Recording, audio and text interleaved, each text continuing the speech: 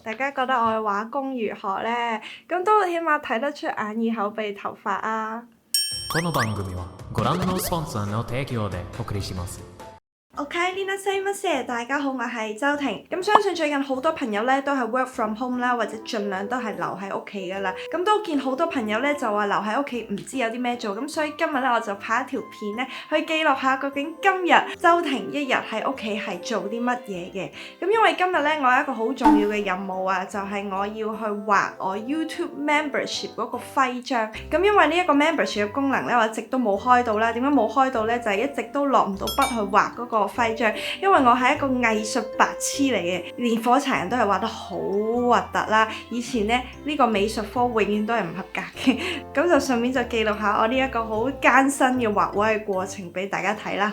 咁自從武漢肺炎爆發之後咧，我都養成咗一個習慣，就係每朝都量體温啦。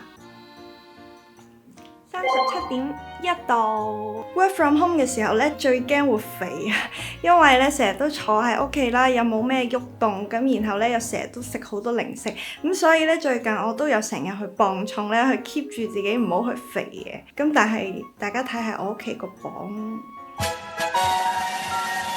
同我整 pancake 嗰個磅一樣咧。係黐晒膠紙啦，所以有時咧都唔係好睇到嗰啲數字啊！大家睇下我屋企個磅係爛到黐晒膠紙啊！咁一日嘅開始咧，首先就係梗係要食早餐先啦。咁我平時其實係好懶嘅，成日都唔食早餐。咁但係其實唔食早餐我都知唔係好健康㗎啦。咁既然今日拍片咧，我係捉緊呢個機會咧，咁我去整一個簡單嘅早餐先，有機會見到周婷地獄廚房啦。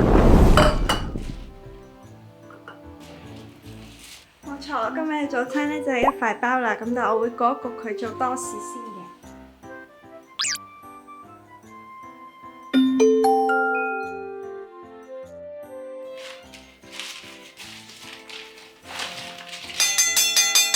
同埋我上次咧就喺網上邊見到啲留言咧就話：哇，周婷咁假嘅，又話唔食芝士，跟住後來拍第二條 floor 咧又食芝士焗飯。冇錯，其實我係真係唔中意食芝士嘅，咁但係有一啲芝士我又接受到，或者平時都會食嘅，例如pizza 我食到 carbonara 我食唔到，呢啲普通嘅卡夫芝士我係食到嘅，咁但係 carbonara 咧我係食唔到，芝士粉咧我都係食唔到嘅。好難捉我啊！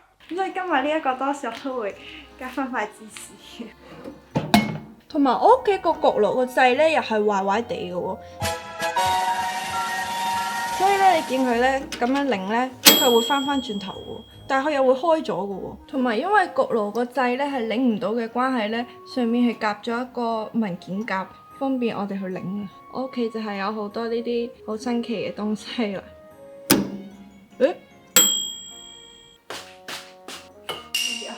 係啦，我簡單嘅早餐就完成啦。最近喺 IG 上面咧都好多朋友問我究竟我平時係用啲咩護膚品嘅，咁因為而家武漢肺炎疫情好嚴重嘅關係啦，我諗好多朋友平時行路嘅出邊。咁因為而家武漢肺炎疫情嘅關係咧，我諗好多朋友平時咧一係就成日留喺屋企啦，一係就算出街你都係會戴口罩，咁所以而家係好少機會去化妝。呢段時間咧都算係俾皮膚休息嘅一個好好嘅時間嚟嘅。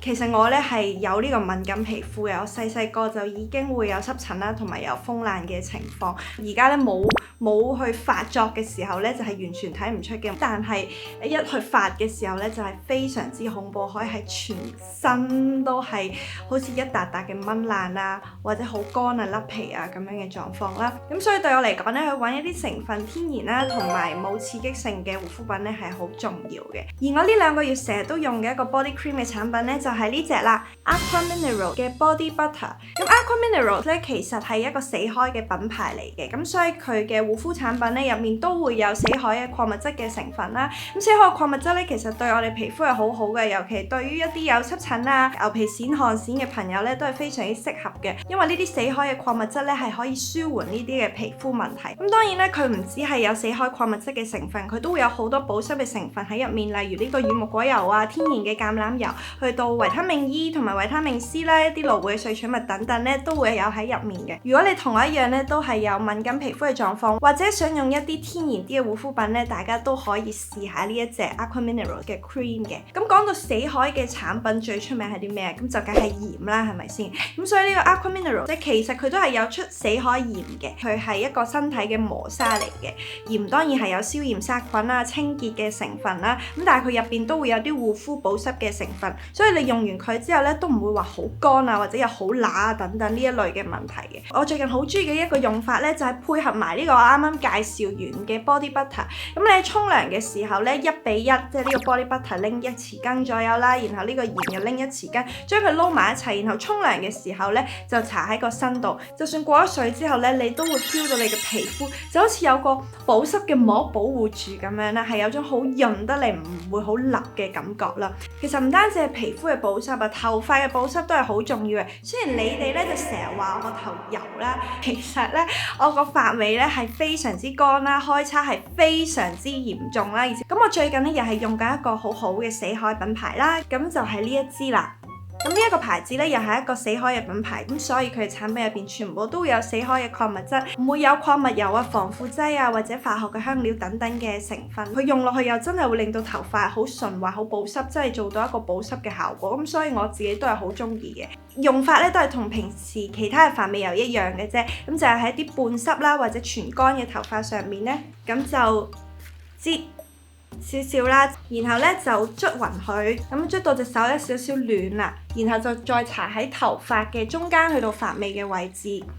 咁佢呢個系列仲有好多產品嘅，例如呢個髮膜啦。咁另外咧就仲有洗頭水同埋護髮素，仲有呢支咧就係呢個死海泥嘅泥 mask。咁以上我介紹過嘅呢一啲死海品牌嘅產品咧，其實喺香港全部咧都係可以買得到嘅。咁啊就喺一間叫 Decimo 嘅死海品牌專門店嗰度咧，就有得買晒我以上介紹嘅呢一啲產品㗎啦。咁呢一間專門店咧，佢喺荃灣就係一間門市。咁但係我知道而家好多朋友都唔出街㗎嘛，咁所以其實都可以上網訂嘅。呢條 link 你入呢個網址咧，就可以買到我以上講嘅呢啲產品㗎啦。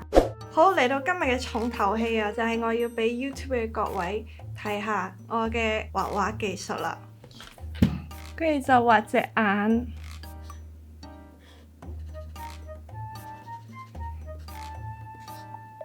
好，咁我係有少少斜音嘅，所以咧就呢度有啲頭髮。有啲頭髮，跟住就長頭髮，跟住條頸、個身，跟住有隻手，咁隻手指1、2、3、4、5。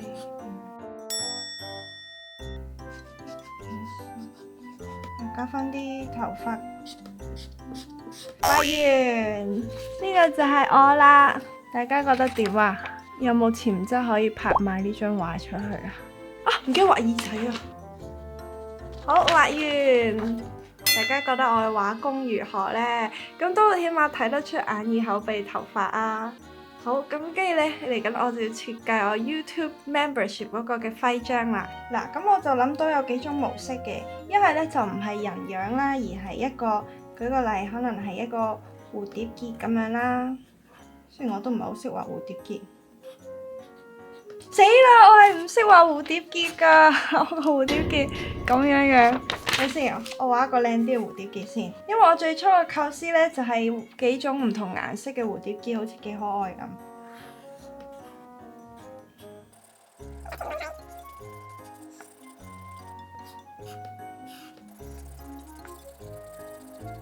好似唔係好似蝴蝶結哦，嗬！唉，都係唔好蝴蝶結啦。唉，再畫。咁不如畫我個樣啦，今次我畫得謹慎啲，同埋畫細個啲。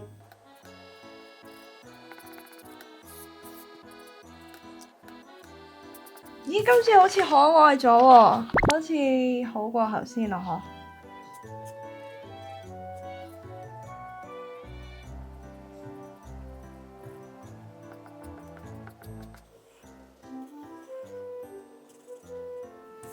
大家覺得點啊？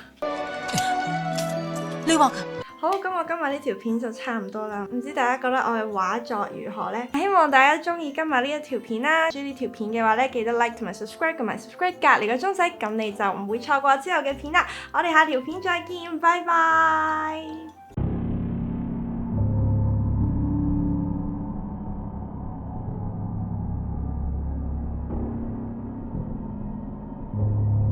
哎呀，好似好核突咁喎，好似小學生畫畫咁喎。